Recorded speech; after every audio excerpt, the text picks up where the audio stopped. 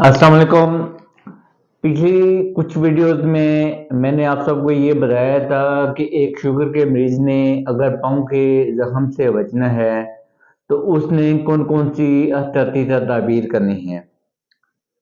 पाँव का जो जख्म होता है वो शुगर की मरीज के लिए और उसके साथ साथ उसकी फैमिली के लिए एक बहुत बड़ा चैलेंज होता है। और इसमें से कुछ मरीज ऐसे भी होते हैं जिनकी एक्सरे पे जाके उनके पाँव या टांग काटनी पड़ती है। सब मरीजों के साथ ऐसा नहीं होता। तो आज हम इस बारे में डिस्कस करते हैं वो कौन सी मैयर हैं जब हमें एक पाँव का जख्म हो जाए तो हमने अपनानी है ताकि वो जख्म है वो जल्दी जल्दी अपनी असल पोजीशन में वापस आ जाए, हील हो जाए। तो इसके लिए सबसे पहले मैं आपको एक चीज़ बताना चाहूँगा कि जब भी किसी भी शुगर के मरीज को पाँव का जख्म होता है तो हम इसको दो कैटेगरीज में डिवाइड करते हैं। एक को हम अस्केमिक वुंड बोलते हैं, दूसरे को हम न्यूरोपैथिक वुंड बोलते हैं। अगली वीडियो में मैं आपको इन दोनों की मैनेजमेंट के बारे में बताऊंगा, क्योंकि इनकी बेस के ऊपर जब हम डिवाइड करते हैं तो आजकल इतने अच्छे ट्रीटमेंट के ऑप्शन आ गए हैं जिसकी वजह से एक शुगर के मरीज की टांग बच सकती है। और लेटेस्ट टेक्निक की वजह से अक्सर जो शुगर के मरीज हैं उनके पाँव हैं वो टांगे हैं वो बच रही हैं कटने से।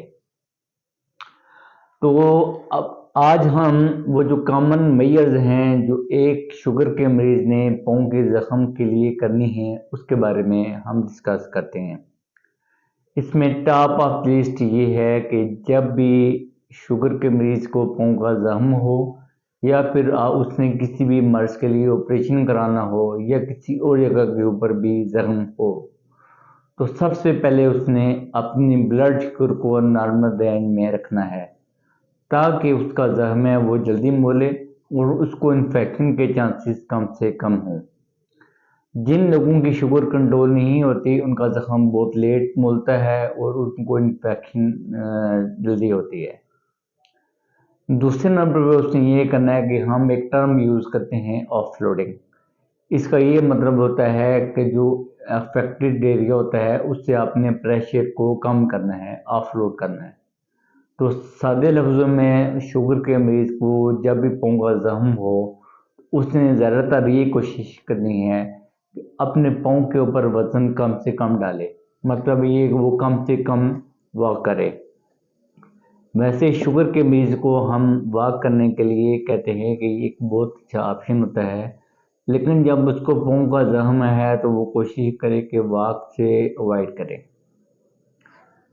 तीसरे नंबर पे क्या करना है कि उसने अपने जख्म को प्रॉपर सर्जन से चेकअप करा के उसकी सफाई करानी है। इसको हम बोलते हैं डिब्राइटमेंट। जैसे कि जख्म के इर्द गिर्द वाइटनेस है, पीलापन है या ब्लैकनिश आ रही है या डेड टिश्यू है, उसको उसने रिमूव करना है। चौथे नंबर पे ये करना है कि उसको अगर उसका घर किसी भी सर्जन या हॉस्पिटल के करीब है तो डेली के बेसिस पे यहाँ से अपनी पट्टी कराए, या अगर उसका घर दूर है तो हफ्ते में एक दफ़ा सर्जन के पास ज़रूर जाए और अपने जख्म का मुआयना कराए। पाँचवें नंबर उसको डेली घर के अंदर नॉर्मल स्नान के साथ अपने जख्म को वॉश करे और जो जरासीम से पाक जो पट्टी है वो अपने जख्म के ऊपर करे, अपने जख्म को ढांप के रखे। हद्दुल इम्कानी कोशिश करे कि अपने पाँव को ज़रा लटका के, जैसे हम चारपाई के ऊपर रखते हैं या बेड के ऊपर, उस तरह ना रखे।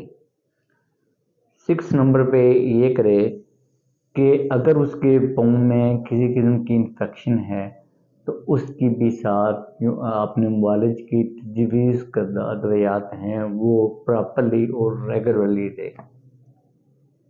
एक चीज़ हम और करते हैं वो ये करते हैं कि अगर एक किसी भी मरीज़ का ज़ुकाम जल्दी ठीक नहीं हो रहा था तो हम उसके पाँव का जो पस होती है या टिश्यू होता है उसका हम सैंपल लेते हैं और उसको लैब में भेजते हैं। उसका टेस्ट होता है कल्चर एंड सेंसिटिविटी।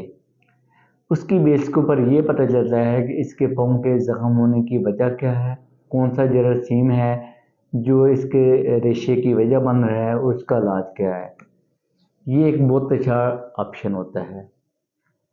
आज के मैसेज ये है कि जब भी किसी को पाँव का ज़ख्म हो तो सर्जन से जाके अपने ज़ख्म की सफाई कराए, अपने ब्लड शुगर को नॉर्मल लेवल पे रखे, कम से कम पैदल चले और उसके साथ साथ रोज़ाना अपने ज़ख्म की सफाई करके पट्टी करें। शुक्रिया।